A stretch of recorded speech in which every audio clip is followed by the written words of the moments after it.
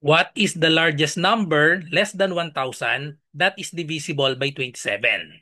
So to find the largest number, all we have to do is divide 1,000 by 27. But remember, in civil service exam, calculators are not allowed. So let's do this manually. So we have 1,000 divided by 27. So 100 divided by 27, that is 3. 3 times 7, we have 21. 3 times 2 is 6 plus 2, so we have 8.